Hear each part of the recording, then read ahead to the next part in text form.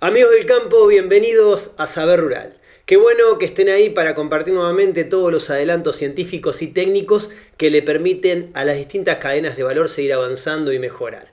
Y para comenzar este programa les proponemos hablar de la sanidad de los animales y ver cómo las enfermedades se están haciendo resistentes a los tratamientos.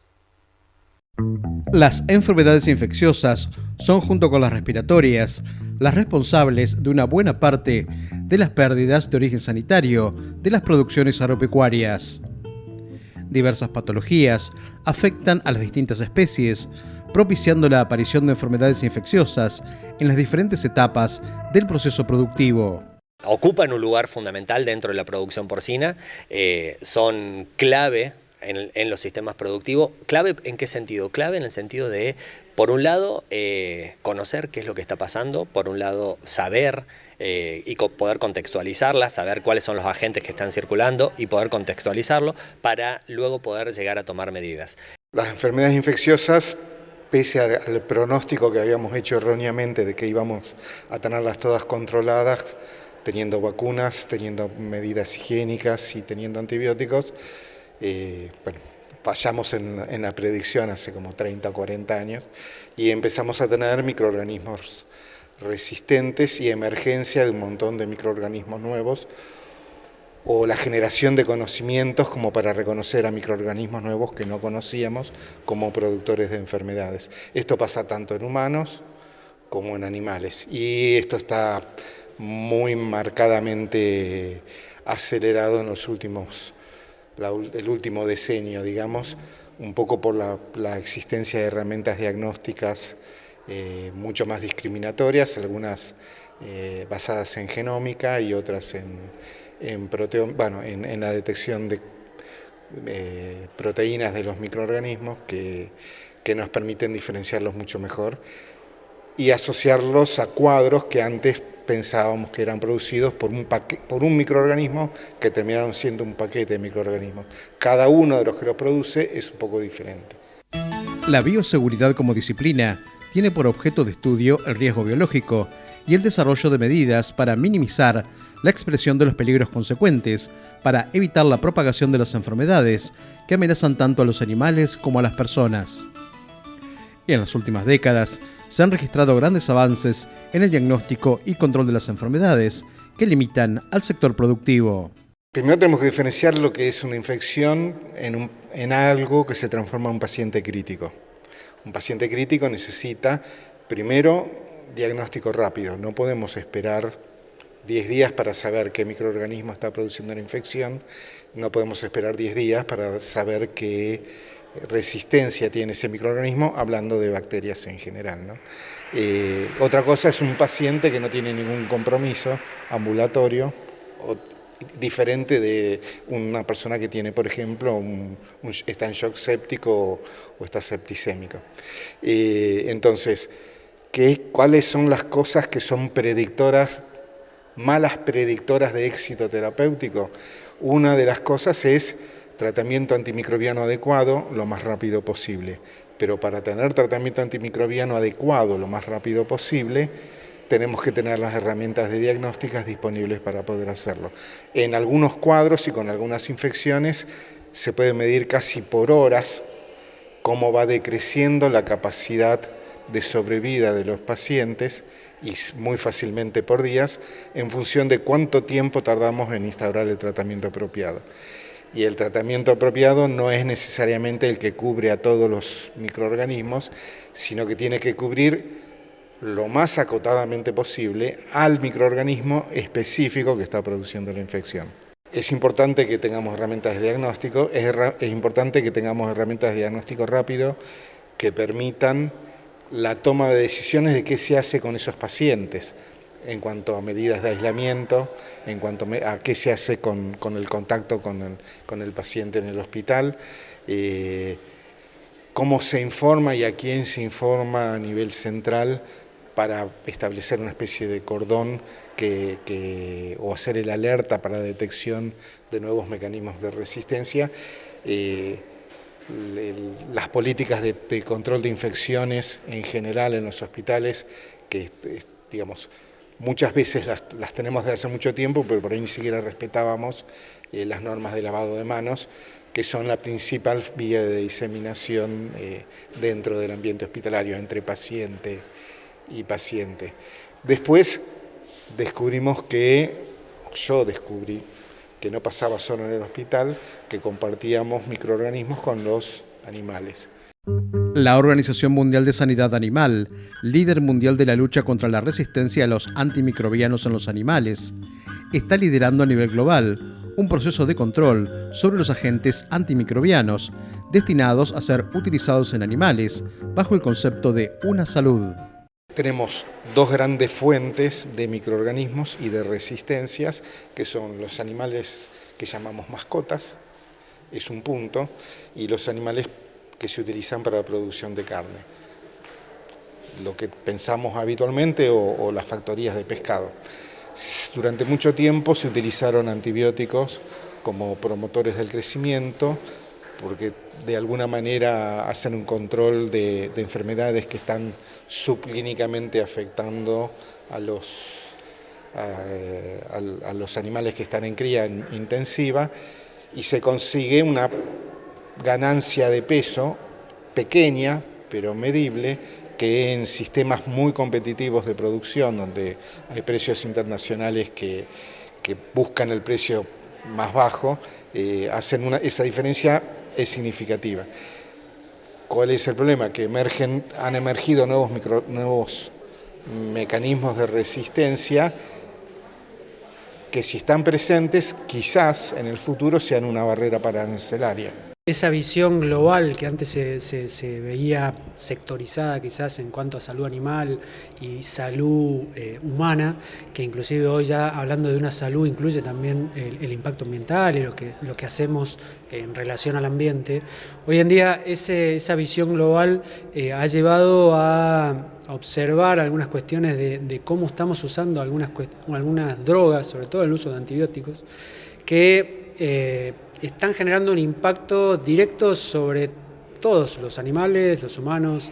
En realidad hablamos de una población que es, digamos, estas drogas están destinadas al control de bacterias, y las bacterias en muchos casos pasan de un lado a otro, pasan por humanos, pasan por animales, y esa interrelación que hay hace que lo que hacemos en un lado está comprobado que repercute en el otro. Entonces hoy se está tratando de normalizar eso, sobre todo por lo que nos concierne a nosotros, a nuestras familias, digamos, que es esa presión, ese surgimiento de bacterias en los cuales ya las drogas que estamos utilizando en forma frecuente no están siendo efectivas para controlar ciertas enfermedades o ciertos patógenos. Eso es preocupante, y eso ha llevado a que todo el mundo, y sobre todo muchos gobiernos, porque son muchas iniciativas gubernamentales, a partir de resultados de investigación, están focalizándose en este surgimiento de bacterias resistentes que, como te decía, aparecen en la producción animal, pero que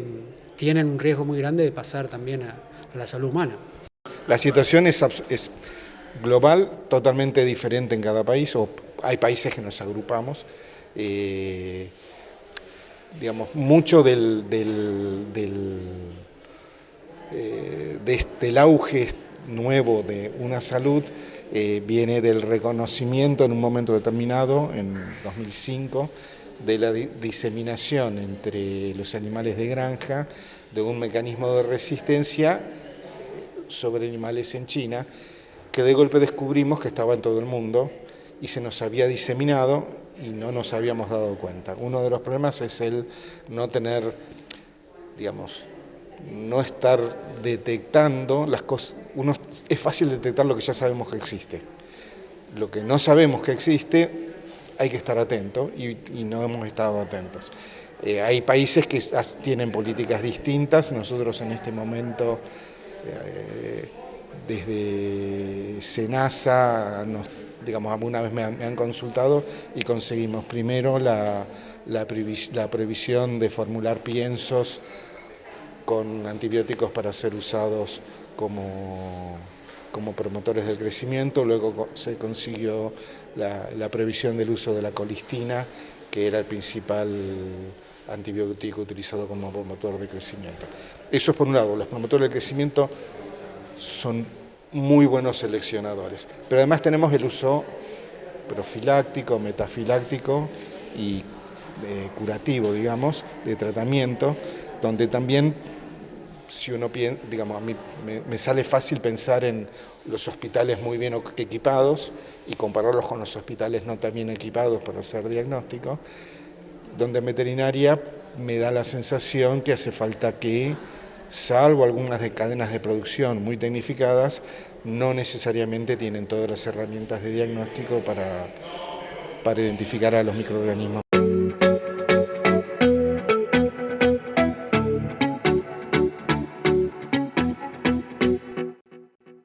Después de ver cómo las enfermedades se hacen resistentes a los tratamientos y el uso racional de los antimicrobianos es el camino, les proponemos hacer una breve pausa. Pero no se vayan porque en nuestro próximo bloque les vamos a contar cómo se puede mejorar la eficiencia de la ganadería bovina.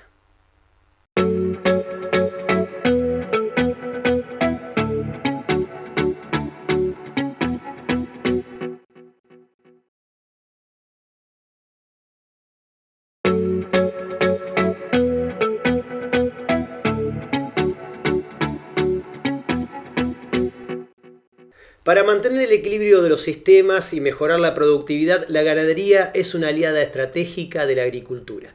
Y en este segmento de Saber Rural les mostramos de qué manera. Con la expansión de la agricultura, la producción agropecuaria en Argentina registró una conversión de sus sistemas hacia la intensificación.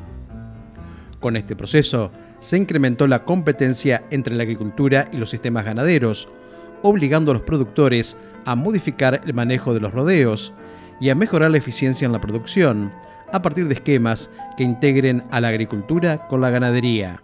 Se están dando estos cambios relativamente rápido. El productor creo que en ese sentido avanza bastante rápido, sobre todo hasta ante los contextos que tiene, ¿no? Pero lo que estamos viendo, bueno, un avance en la intensificación del uso de los recursos a nivel de sistema, ¿no? En lo que es la integración sobre todo para regiones como estas que están integradas ganadería y agricultura, ¿no? Entonces, que no es nuevo, digamos, son cuestiones del pasado, pero bueno, creo que la búsqueda de eficiencia en cada enganche de agricultura con ganadería, cómo poder utilizar, por poner un ejemplo, el tema de los que son cultivos de cobertura o cultivos de servicio en sistemas mixtos, en donde les queda ese forraje que o lo quemo o hago ganadería como parte de eficientizar todo el combo. Creo que eso es un ejemplo bastante amplio que ha aumentado el uso en los últimos años y eso mejora la eficiencia, mejora la ganancia de peso invernales, tenemos un recurso de alta calidad y complementa esa agricultura con ganadería. Por otra parte, el tema de los cultivos de verano también, y bueno, en ese sentido yo creo que ahí hay una búsqueda de sistemas más eficientes, aprovechar todos los recursos posibles.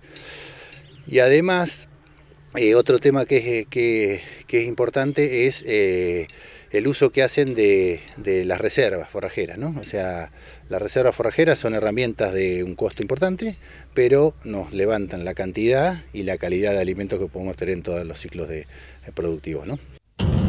La ganadería argentina se ha caracterizado por sus sistemas de cría y engorde a pasto. La base del proceso productivo ha sido la cría articulada con invernada o agricultura en aquellos suelos en que es viable una producción mixta. Para mantener el equilibrio de los sistemas, la ganadería es una herramienta estratégica en los modelos productivos integrados que aporta beneficios a la agricultura. En términos de agricultura, los beneficios son la posibilidad de contar con periodos de tiempo en donde podemos fijar nitrógeno, ¿no? Con leguminosas, a pastoreo, y tanto perennes o anuales, ¿no? Hay que acordarse, yo lo repito varias veces, soy quizás reiterativo, hay que acordarse que un novillo o cualquier animal del nitrógeno que consume excreta entre un 70 y un 60%, mayoritariamente más cerca del 70% queda en el campo, no se lo lleva. Y bueno, ahí ese es el beneficio que tiene la agricultura, ¿no? La fijación de nitrógeno, ¿no? Los sistemas integrados agrícolas ganaderos dan más variabilidad, tenemos más cantidad de especies, hay cultivos, hay ganadería, las etapas de pastura recomponían las pérdidas de carbono y materia orgánica de las etapas netamente agrícolas. Ahora eran sistemas muy diversos en cantidad de especies, pero lo que tenían era baja productividad. Hoy, debido a la demanda mundial de alimentos, tenemos que lograr tener una alta productividad, pero aumentar la variabilidad. Eso es lo que le va a incorporar el sistema ganadero en planteos agrícolas. Esto no es de acá, esto se está utilizando en distintas partes del mundo, se está trabajando en Europa, Asia, Estados Unidos, Brasil.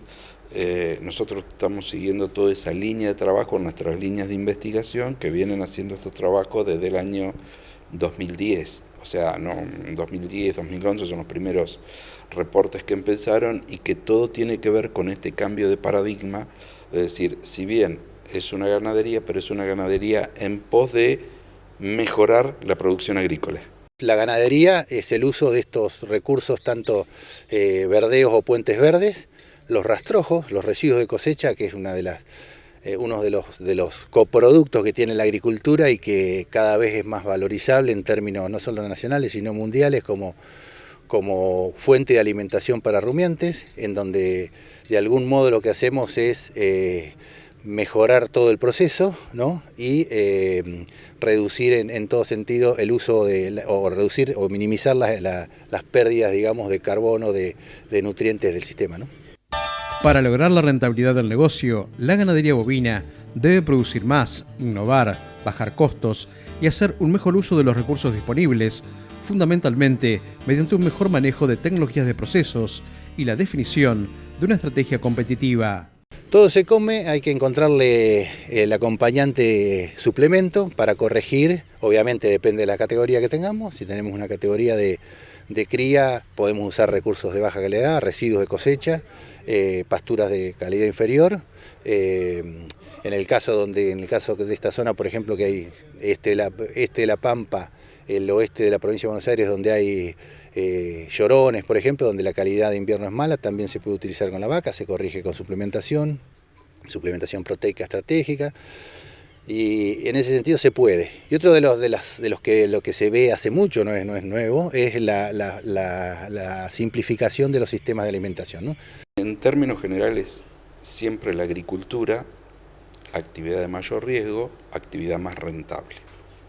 Esta integración no se hace en todo el campo, se va haciendo en pequeños sectores del campo que normalmente no superan el 15, el 20%.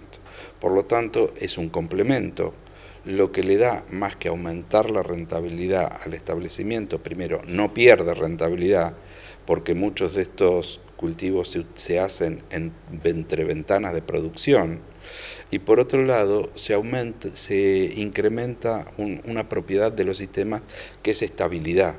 O sea, repartimos los huevos en distintas canastas. Entonces, digamos que hay una ventaja adicional. Y por otro lado, en nuestras situaciones, también muchos productores tienen los vientres y no se quieren deshacer cuando hemos charlado con ellos en estos campos que son netamente agrícolas, y la pregunta es, ¿por qué seguís teniendo ganadería? Dice, para mí la ganadería sigue siendo una reserva de valor. Se presenta un contexto donde el ajuste de la eficiencia va a ser mucho más importante en los procesos productivos que hasta hace unos años, ¿no? Digamos, la parte financiera que ayudaba al negocio, de acá en más, si se mantiene en condiciones de estabilidad en un futuro, si llega a pasar eso, la parte productiva y la eficiencia productiva para esos costos de producción sean, digamos, asumibles o asimilables por el sistema, va a ser mucho más eficiente, mucho más necesario que en contextos de inflación, ¿no? Y además pensando también en cuestión de mercado, ¿no? La competencia planteada por la agricultura a los sistemas ganaderos obliga a los productores de bovinos a pensar el manejo de sus rodeos para mejorar la eficiencia, utilizando, por ejemplo, nuevos métodos de suplementación. El productor puede dar lunes, miércoles y viernes el suplemento a pastoreo, los autoconsumos, ¿no? En donde básicamente le ponemos números a esos porque a ver cuánto significa en pérdidas, si podemos lograr la misma performance o no, ¿no? Básicamente apuntamos a eso, ¿no? A todo ese manejo simple después, bueno, algunas cuestiones de automatización también, pero bueno, eso creo que es un paso para más adelante. Estamos con sistemas trabajando, pero es para más adelante.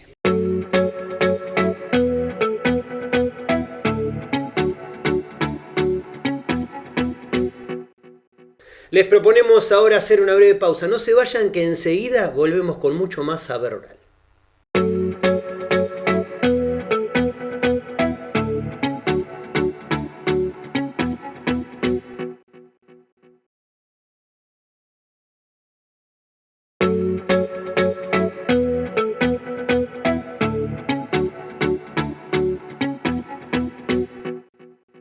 Para conseguir el máximo potencial de la cebada, mejorar su manejo es importantísimo. Y para ver cómo podemos hacerlo, compartimos con ustedes algunas pautas. En la Argentina, históricamente, la cebada ha sido uno de los cereales de invierno destinados a la alimentación del ganado. Sin embargo, con la influencia de la industria cervecera, ese destino de la cosecha fue modificando los fines productivos del cultivo. Cebada se ha instalado como cultivo de producción. Ya digamos, bueno, desde la década del 90 que empezó el crecimiento, se consolidó a partir del año 2010, cuando se consolidó el mercado de cebada forrajera. Y bueno, y se consolidó como cultivo de producción, con una buena competencia con el trigo, o sea, los rendimientos medios de cebada son superiores a los de trigo. Con algunos problemas en algunos años desde el punto de vista comercial, que sobre todo para cebada cervecera, pero bueno, realmente hoy es un cultivo consolidado, también apoyado en la rotación de cebada soja. Siempre la cebada es un mejor antecesor a la soja de segunda respecto a trigo, o sea, hay más kilos, y bueno, entonces eso ha llevado que la cebada sea realmente competitivo. Asociado a también producción mundial en baja, con algunos problemas graves en el año 2021, como ya también me había pasado en 2011, 2010, y eso también le dio mucha fuerza a los precios y a las posibilidades de exportación. Eso realmente ayudó al mercado forrajero, que es el que lo traccionó, y bueno, y el mercado cervecero que tiene un nicho ya por la propia capacidad instalada de malterías en el país y por la importancia que tiene Brasil como importador de cebada cervecera. La cebada, si bien puede orientarse como cultivo de producción forrajera o para la industria cervecera, entre los cultivos de invierno, la tendencia a qué fin se destinen mayor cantidad de superficies depende de los costos en relación a los valores que pueda llegar a alcanzar en el mercado. Los productores van decidiendo eso en función de precio fundamentalmente.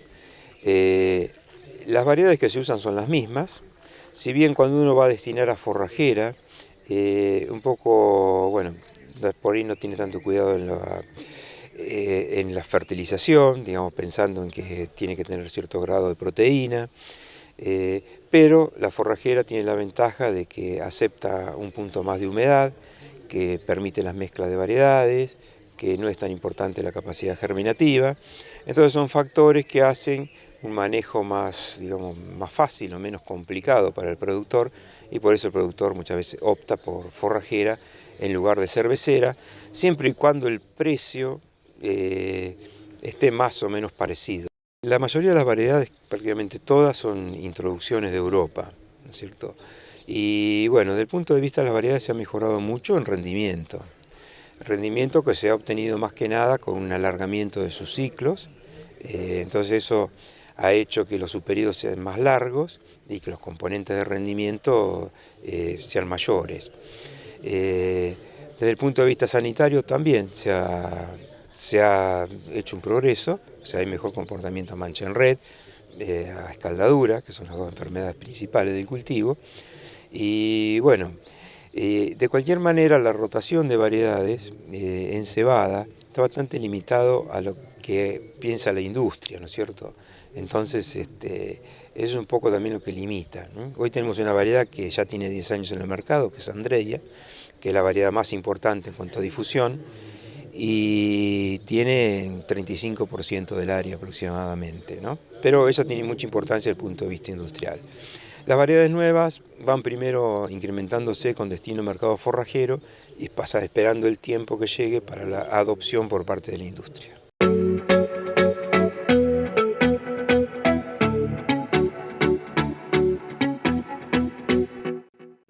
Amigos del campo, de esta manera llegamos al final de este programa. Recuerden que podemos seguirla a través de nuestras redes, nos encontrarán en Facebook e Instagram como Saber Rural. Y también la próxima semana, cuando los estaremos esperando para compartir nuevamente juntos mucho más Saber Rural.